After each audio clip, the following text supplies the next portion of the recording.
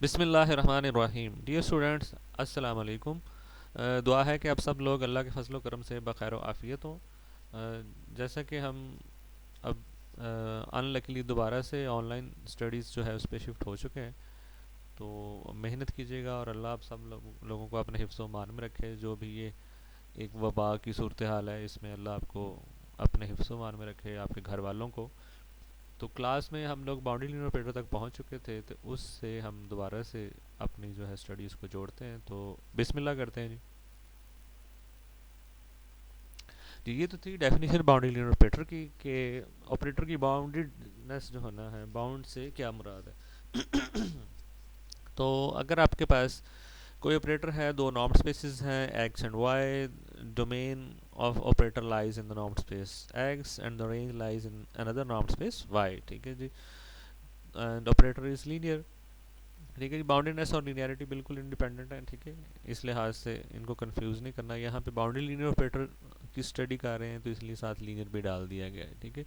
Operator T is set to be bounded, ठीक है। Boundedness की कंडीशन सिंपली ये है कि अगर आपके पास कोई ऐसा आपको रियल नंबर सी मिल जाता है कि जितने भी आपकी इमेजेस हैं, टी जब डोमेन के एलिमेंट्स के ऊपर ऑपरेट होता है तो उनको वाई के अंदर ले जाता है, ठीक है। तो ये for all x from domain of T, तो ये उसकी जितनी भी इमेजेस हैं, इनके नॉर्म्स जो है they can be made less than equal to C into norm of X, यानी कि सी एक ऐसा फिक्स कर लिया जाए कि अब कोई भी एक्स आ जाए, ये इनक्वालिटी जो है हमेशा इसी ऑर्डर में रहे। ऐसा अगर कोई सी अ रियल नंबर सी, अगर ऐसा सी जो है वो रियल नंबर आपके पास मौजूद है, और of course this C is greater than zero, ठीक है जी। तो आपके पास अगर ये inequality for all x from the domain इसी ऑर्डर में होल्ड करे, ठीक है जी, तो फिर हम कहते हैं जी ऑपरेटर जो है वो बाउंडेड है, ठीक है। इस चीज़ को हम पढ़ चुके हैं। उसके बाद हमने जो था आपके पास ये एक सेट ऑफ रियल नंबर्स आपने बनाया था कि ऊपर जो है आपके पास इमेजेस के नॉर्म है, एक रियल नंबर आ गया, नीचे उनके प्री इमेजेस के नॉर्म है, ठीक है जी। और आप एक्स जो है उसको वेरी करते जाते हैं ओवर द डोमेन जो है आपकी ऑपरेटर की। तो अगर इसके ऊपर कोई बाउंड फिक्स हो सकती है, ये सेट ऑफ रियल नंबर्स बन गया ना आपके पास। नॉर्म जो है टी ऑफ एक्स का, इमेजेस का, आपके पास स्पेस वाई के अंदर एक रियल नंबर है, उसको डिवाइड किया एक दूसरे रियल नंबर जो कि नॉर्म ऑफ एक्स है। तो ये एक जैसे ही एक्स वेरी करता जाएगा ओवर द डोमेन, तो आपके पास इसमें एक्स जो है वो नॉन ज़ीरो है, ठीक है जी। इसमें से एक्स जो है वो ज़ीरो को निकाल दिया जाता है साइड पे, क्योंकि आपको पता है कि norm of zero is equal to zero, तो इस वजह से एक्स जो है इसमें से when X is equal to zero उसको एक्सक्लूड कर दिया जाता है। तो इस तरह से ये रियल नंबर्स, ठीक है जी, जो कि सारे आपके पास अब जो है एक सेट बना रहे हैं, सेट ऑफ रियल नंबर्स। तो अगर इसके ऊपर कोई बाउंड एग्जिस्ट करती हो सी, ठीक है, for all x non zero and from the domain, तो फिर हम कहते हैं जी कि आपका जो ऑपरेटर है वो बाउंडेड है, ठीक है जी। अगर ये सेट आपके पास बाउंडेड है इन आर, तो कंप्लीटनेस प्रॉपर्टी ऑफ आर जो है उसकी वजह से इसका सुप्रीमम भी एग्जिस्ट करेगा, और उस सुप्रीमम जो है उसको हम कहते होते हैं नॉर्म ऑफ द ऑपरेटर। फिर हमने पढ़ा था कि अगर बाउंडेड ऑपरेटर बाउंडेड होने के साथ साथ लीनियर भी हो, तो आपके पास एक ऑल्टरनेटिव फार्मूला, ठीक है, इसमें लीनियरिटी मस्ट है कि ऑपरेटर ना सिर्फ बाउंडेड है बल्कि लीनियर भी है। तो इन दैट केस अगर ऑपरेटर बाउंडेड है तो नॉर्म ज़ाहिर है उसका निकाला जा सकता है। तो नॉर्म के लिए जो है आपके पास ऑल्टरनेटिव जो है वो ये है कि आप ऐसे एक्स के ऊपर टी ऑफ एक्स जो है उनका नॉर्म लें जिन एक्स का नॉर्म जो है वो वन है, और फिर जो भी आपके पास ये सेट ऑफ रियल नंबर्स आता है उसका सुप्रीमम ले लें, तो this will be the same, ठीक है। ये वाला आपके पास जो था ये दोनों इक्वलेंट है in case of linear bounded operator, ठीक है जी। और फिर हमने ये भी चेक कर लिया था, ठीक है, इस चीज़ को हमने प्रूव कर लिया था। और उसके अलावा हमने ये भी चेक कर लिया था कि ये नॉर्म की डेफिनेशन है आपके पास, ये जो सुप्रीमम वाली जो है आपके पास गिवन, कि ये जो आपके पास नॉर्म स्पेस के लिए आपने जब नॉर्म डिफाइन किया था और उसकी कंडीशंस जो थी चार, उन चारों को सेटिस्फाई करता है। तो बेसिकली ये भी हमने डिस्कस किया था कि इन कंडीशंस को सेटिस्फाई करवाने से हमारा ऑब्जेक्टिव क्या है। बेसिकली हम ये बनाना चाह रहे हैं कि अगर हम किसी जगह space of all bounded linear operators from a norm space X to another norm space Y, वो बी एक्स वाई को कहते हैं, वो सारे ऑपरेटर्स एक जगह कलेक्ट कर लें तो वो नॉर्म स्पेस बनाए जा सकते हैं। और वो डेफिनेशन भी हमने लिखी थी कि टी को किस रियल नंबर पे आपने जाके वो मैप करना है, नॉर्म ऑफ टी। ठीक है, बाउंड्री लाइन ऑपरेटर्स है, norm of T as a real number exist करेगा। तो नॉर्म क्या होता है जी, किसी स्पेस से सेट ऑफ रियल नंबर्स के ऊपर एक फंक्शन होता है। तो अब आपके पास वो जो वेक्टर स्पेस है B X Y of all bounded linear operator, उसको हमने डिस्कस कर लिया था कि वो वेक्टर स्पेस बनाएगी। ठीक है जी, तो उसको आप उससे दोबारा से भी रिवाइज कर लीजिएगा कि B X Y space of all boundary linear operators from a norm space X to another norm space Y. ठीक है जी, it constitutes a vector space. और फिर अगर उसके ऊपर आप ये फंक्शन डिफाइन करें कि इसमें ऑपरेटर्स जो पड़े हैं उनको जो रियल नंबर उनके नॉर्म के बराबर आता है उसी रियल नंबर में जाके मैप कर दिया जाए, तो ये चार कंडीशंस नॉर्म की ये भी सेटिस्फाई हो जाती है। ठीक है, तो ये सारी चीज़ें हमने कर ली थी, सिर्फ आपको एक दफ़ा हम जोड़ रहे थे कि कहाँ पे थे। अच्छा, फिर हमने देखा आइडेंटिटी ऑपरेटर जो है with norm is equal to 1 bounded है, जीरो ऑपरेटर बाउंडेड है, और एक अनबाउंडेड ऑपरेटर जो है उसकी भी हमने एग्जांपल की थी। ठीक है जी, कि आपके पास C01 के अंदर पोलिनोमियल्स भी आ जाती हैं, उसके ऊपर आपने डिफरेंशिएशन ऑपरेटर अप्लाई किया था, और आपने एक पोलिनोमियल ली थी X N is equal to T की पावर एन। जब उसका डेरिवेटिव आपने लिया यानी कि ऑपरेटर अप्लाई किया तो आपके पास आ गया N into T raise to the power N minus one. तो अब इसका अगर नॉर्म लिया जाएगा या आप ये वाला जो है आपके पास कोएफिशिएंट बनाते हैं तो एन आ जाता है, और वो नेचुरल नंबर है जिसकी वजह से आप इस जो आपके पास कोएफिशिएंट है इसको किसी भी पॉजिटिव रियल नंबर सी से बाउंड नहीं कर सकते, because set of natural numbers is unbounded. तो इस तरह से ये एक अनबाउंडेड ऑपरेटर की जो थी वो एग्जांपल थी। लीनियर ये होता है, डिफरेंशिएशन ऑपरेटर और इंटीग्रेशन वाला ऑपरेटर, ये सारी चीज़ें हमने पढ़ी हुई हैं। ओके जी, ये सारी एग्जांपल्स आपने दोबारा से मैट्रिक्स वगैरह इंटीग्रेशन इसको देख लेना। अच्छा, नेक्स्ट हमारे पास थ्योरम है 2.7.8 के अगर आपके पास कोई स्पेस जो है वो फाइनाइट डायमेंशनल है तो उसके ऊपर जितने भी आप लीनियर ऑपरेटर, लीनियरिटी शर्त है, जो भी लीनियर ऑपरेटर डिफाइन कर सकते हैं इट विल बी बाउंडेड। ठीक है जी, if a not space X is finite dimensional then every linear operator on X is bounded. तो डायमेंशन ऑफ एक्स जो है वो फाइनाइट है, अज्यूम कर लें एन है, और उसकी कोई बेसिस ले लें E1 up to En be a basis for x। अब कोई भी आप वेक्टर लेते हैं इस स्पेस का, वो लीनियर कम्बिनेशन होगा इन ईज का, साथ स्केलर्स लगाए हैं उसने, ये एक्साइज जो हैं ये स्केलर्स हैं। तो x can be written as the linear combination of vectors from the basis, इनका लीनियर कम्बिनेशन लिखा जा सकता है। ठीक है जी, और क्योंकि ये सेट जो है लीनियरली इंडिपेंडेंट है और इसके अंदर वेक्टर्स की तादाद भी फाइनाइट है, तो अब आपके पास एक सी ऐसा एग्जिस्ट करता है कि जितने भी आप लीनियर कम्बिनेशंस लिखेंगे they will be greater than equal to that particular C. ठीक है जी, into sum of mods of the scalars X I I. ये तो हो गया पुराना जो आपने रिजल्ट पढ़ा हुआ है। अच्छा, अब इसके ऊपर अगर आप नॉर्म लगाते हैं टी ऑफ एक्स का नॉर्म, बेसिकली आपने बाउंडेड प्रूव करना है तो उसके लिए आपने टी ऑफ एक्स का नॉर्म जो है इसको देखना है कि क्या आता है। जैसा कि उसने ये आपके पास चीज़ प्रूव की हुई है कि टी ऑफ एक्स नॉर्म जो है उसके लिए एक बाउंड उसने फिक्स की, this is less than equal to omega into norm of x. तो ये बेसिकली हम इसकी एग्जिस्टेंस जो है बनाएंगे कि एक ऐसा यहाँ पे पॉजिटिव रियल नंबर जो है बनाया जा सकता है कि इंडिपेंडेंट ऑफ एक्स, कोई भी इसमें एक्स लगा दें, ये इनक्वालिटी टी ऑफ एक्स का नॉर्म इसी तरह से होल्ड करेगी, less than equal to that particular fixed omega into norm of x for all x from the domain of the operator. तो ये बेसिकली हम बनाने जा रहे हैं। तो सबसे पहले तो नॉर्म ऑफ टी एक्स जो है इसको लिया कि किसी आर्बिट्रेरी एक्स के लिए नॉर्म ऑफ टी एक्स किसके इक्वलेंट है जी, बेसिकली आपका लीनियर कम्बिनेशन आ गया। फिर आपके पास नॉर्म की जो है वो ट्राइंगल इनक्वालिटी लग गई, ट्राइंगल इनक्वालिटी के बाद नॉर्म की जो थर्ड प्रॉपर्टी है कि आप स्केलर्स को मॉड लगा के जो है वो बाहर निकाल सकते हैं। ठीक है जी, और उसके बाद ये जो आपके पास वेरी कर रहे थे इनमें से भी लार्जेस्ट जो नॉर्म है T of E eyes, basically आपने सेट बनाया T of E1, T of E2, T of E3, sorry norm T of E1 का नॉर्म, टी ऑफ E2 का नॉर्म, टी ऑफ E3 का नॉर्म, इस set का जो maximum है हर जगह लगा दिया ताकि वो बाहर आ जाए, और आपके पास जो है सिर्फ जो है ये summation of mods of X I I आ जाए। और उसकी रीज़न क्या है, वही जो आपके पास सी वाला रिजल्ट है कि जो भी लीनियर कॉम्बिनेशन होगा उसका जब आप नॉर्म लेंगे it will be greater than equal to C into sum of mods of scalars. तो इसमें हमारा इंटरेस्ट है, इसका मैक्सिमम लगाया, इनक्वालिटी थी, बड़ी साइड थी और बड़ी हो गई, तो इनक्वालिटी के ऑर्डर पे कोई फ़र्क नहीं पड़ा।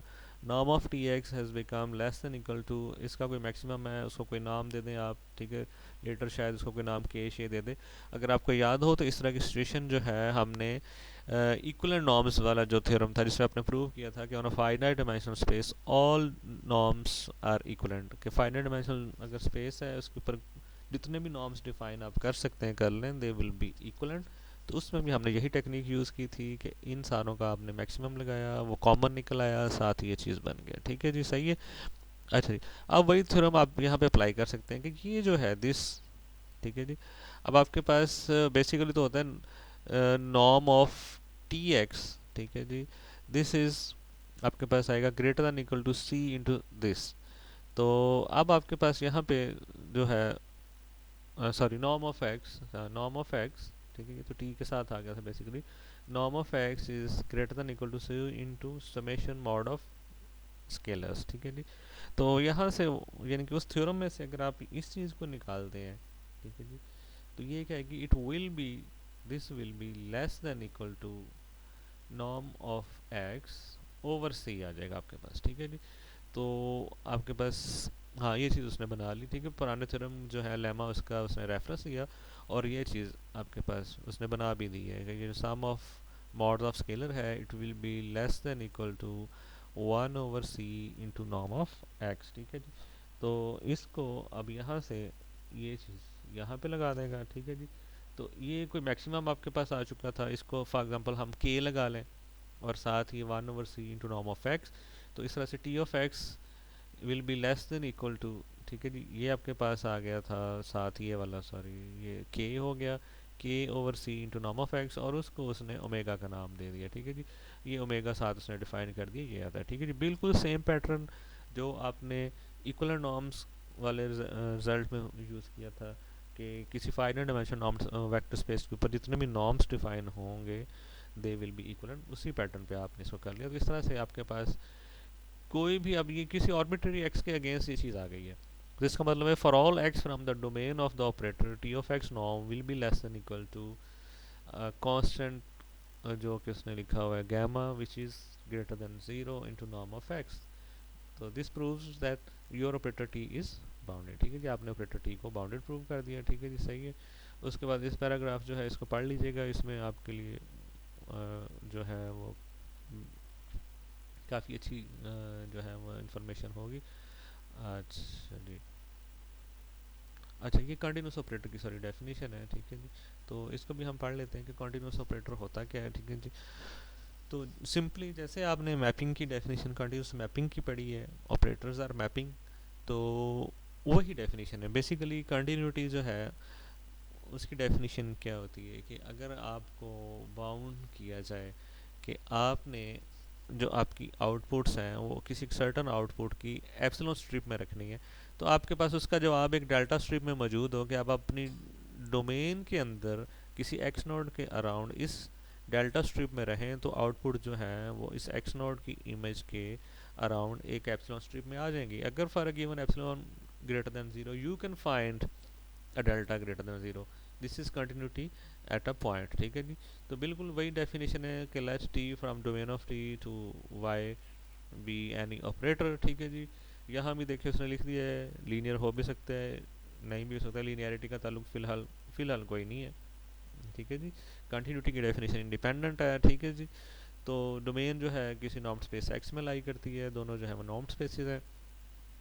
then your operator t is said to be continuous at a point x naught of the domain if for every epsilon greater than 0 we can find a delta greater than 0, ठीक है जी, such that whenever x are in the delta neighborhood of x naught tx are in the t epsilon neighborhood of tx naught, ठीक है जी। जैसे आपने real analysis में continuous function जो है उसकी डेफिनेशन पढ़ी थी, ठीक है जी, वहाँ पे आप आर में थे तो सिंपली आप नॉर्म की जगह मॉड लगाते थे, यहाँ कोई भी स्पेस हो सकती है, अब ये जनरल चीज़ें हैं, यहाँ भी आपके पास वहाँ पे डोमेन भी आपकी रियल नंबर्स होती थी तो यहाँ भी मॉड लगा होता था, ठीक है जी।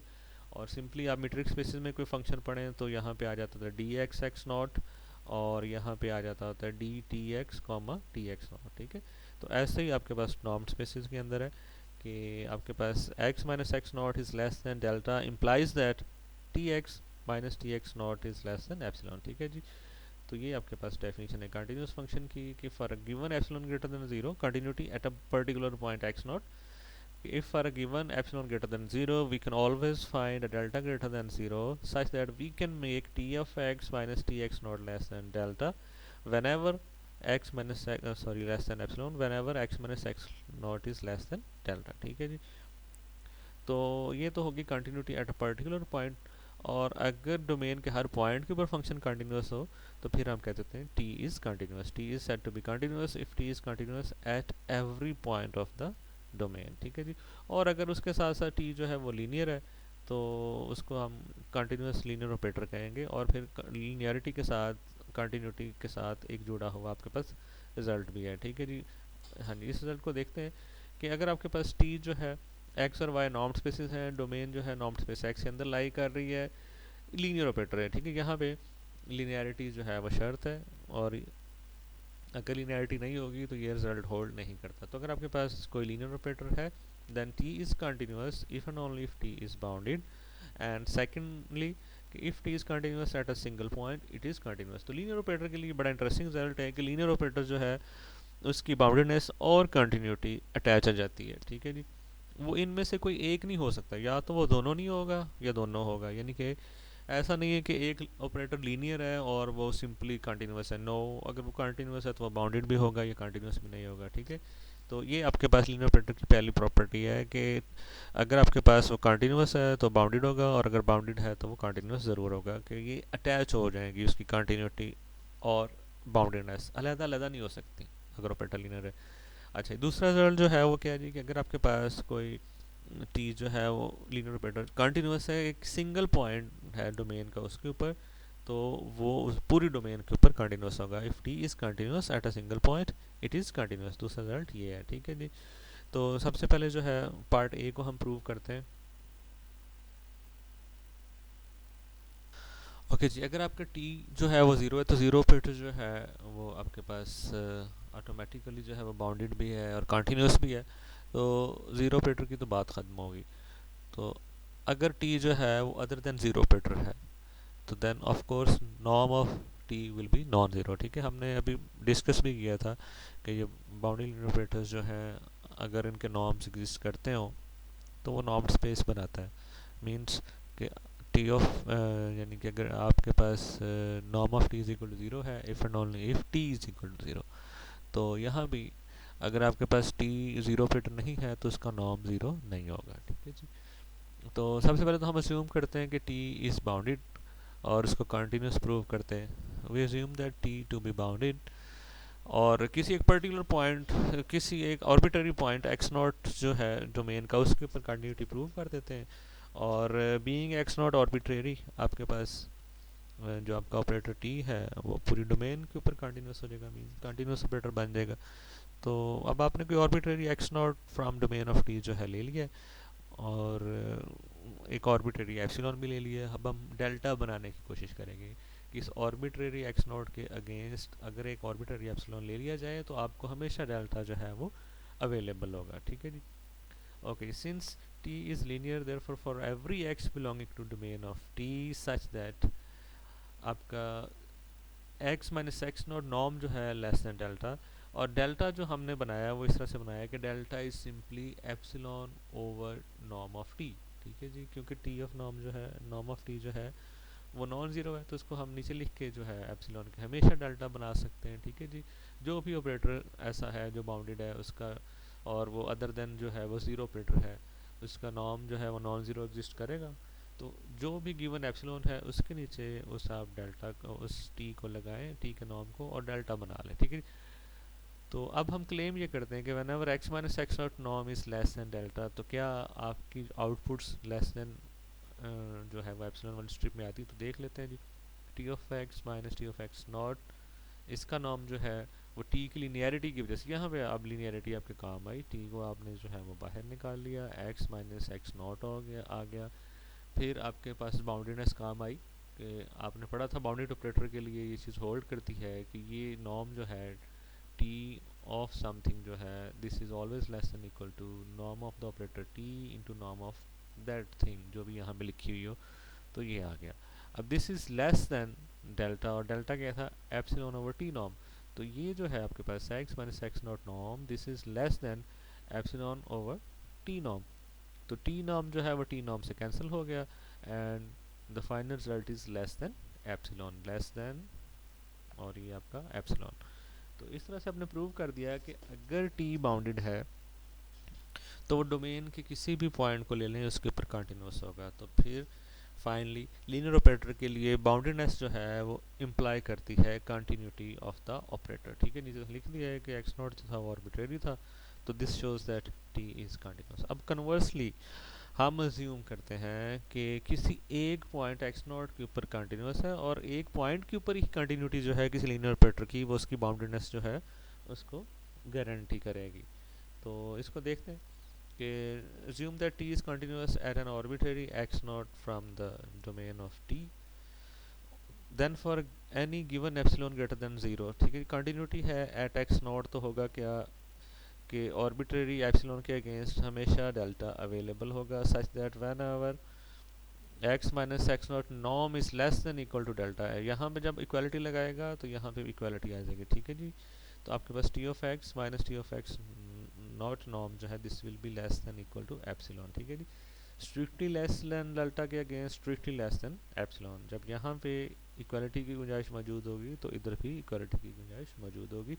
ये इसने इसलिए लिखा है कि नीचे हम जो है अपना डेल्टा जो है उसको एक्स माइनस एक्स नॉट का नॉर्म जो है इसके इक्वल रखते हैं। ठीक है जी, अच्छा अगर आपके पास कोई भी नॉन ज़ीरो वाई है इन डोमेन आपके पास, तो आप एक और वेक्टर बना सकते हैं x is equal to x not.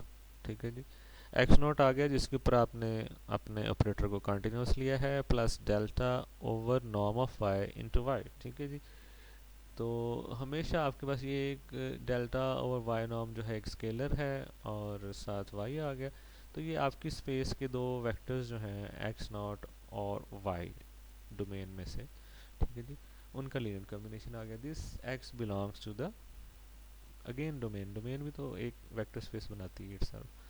तो अब आपके पास यहाँ से अगर मैं x माइनस एक्स नॉट निकालता हूँ तो this is equal to delta over y norm into y. Basically इसकी प्रॉपर्टी ये है कि जब इसका मैं नॉर्म लूँगा तो ये y का नॉर्म आ जाएगा, ये पहले ग्रेटर देन ज़ीरो है, इसका मॉड आएगा बेसिकली, और उसको भी लिखने की ज़रूरत नहीं है। तो y का नॉर्म और y का नॉर्म कैंसिल हो जाएंगे, तो x माइनस एक्स नॉट का नॉर्म जो है इक्वल टू डेल्टा आ गया। ठीक है जी, तो बेसिकली अब आप इस ट्रिप में हैं कि x minus x naught norm जो है this is equal to delta. तो हमने देखा था कि लेस हो या इक्वल टू डेल्टा हो तो ये साइड लेस और इक्वल टू डेल्टा होगी। तो अब इसको यूज़ करेंगे क्योंकि ये चीज़ तो आपने होल्ड करवा दी। आप इस कंडीशन के साथ x को लेके आए हैं, किसी गिवन x नॉट के अगेंस्ट आपने एक ऐसा x बना लिया है, ठीक है, such that x minus x naught is equal to delta, तो ये चीज़ होल्ड करेगी। ठीक है जी, दिस इज यहाँ पे आपके पास एप्सिलॉन, ये चीज़ आ जाएगी epsilon is greater than equal to this, और ये क्या जी लिनियरिटी आ गई। लिनियरिटी के बाद आपके पास x माइनस एक्स नॉट किसके इक्वल है जी, डेल्टा ओवर वाई नॉर्म और y, ये आ गया। ठीक है जी, अच्छा जी, फर्दर आपके पास ये जो है एक स्केलर है नॉर्म में से बाहर आ गया और पॉजिटिव था, नॉन नेगेटिव था, ऊपर मॉड जो है उसकी ज़रूरत नहीं रही, साथ टी ऑफ वाई आ गया, और इस साइड पे आपके पास चल रहा था ये वाला epsilon is greater than equal to. तो यहाँ से आपके पास ये वाई का नॉर्म और डेल्टा उस साइड पे जाएंगे तो आपके पास आ जाएगा epsilon over delta into norm of Y. ठीक है जी, तो ये आगे आ गया। ठीक है जी, epsilon over delta into norm of Y, और दूसरी साइड पे आपके पास आ जाएगा टी ऑफ वाई का नॉर्म। तो T of Y norm has become less than equal to sum, आपके पास यहाँ पे कांस्टेंट सी उसने नाम दे दिया, C is epsilon over delta into norm of Y. ठीक है जी, तो अब आपके पास ये टी की बाउंड्रीनेस जो है उसको उसने इस्टेब्लिश कर दिया, क्योंकि आपके पास y जो था आपके पास अब आर्बिट्रेरी था। ठीक है, y सिंपली नॉन ज़ीरो था और उसके अलावा कुछ भी नहीं था। ठीक है, तो इसके अगेंस्ट आपके पास जो आपने नॉर्म वाला फार्मूला लिखते हैं उसमें भी आपके पास क्या होता है कि ज़ीरो वेक्टर्स को निकाला जाता है। तो यहाँ पे y कोई भी नॉन ज़ीरो वेक्टर था और उसके अगेंस्ट आपके पास क्या चीज़ आ गई, norm of T y is less than equal to C into norm of y. तो ये हर नॉन ज़ीरो वाई के अगेंस्ट ये चीज़ होल्ड करती है।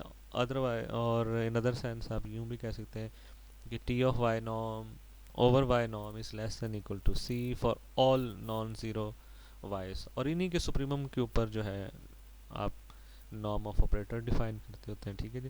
तो इस तरह से अगर आप किसी एक पॉइंट के ऊपर कंटिन्यूटी लेते हैं ऑपरेटर की तो ऑपरेटर बाउंडेड आ गया। ठीक है जी।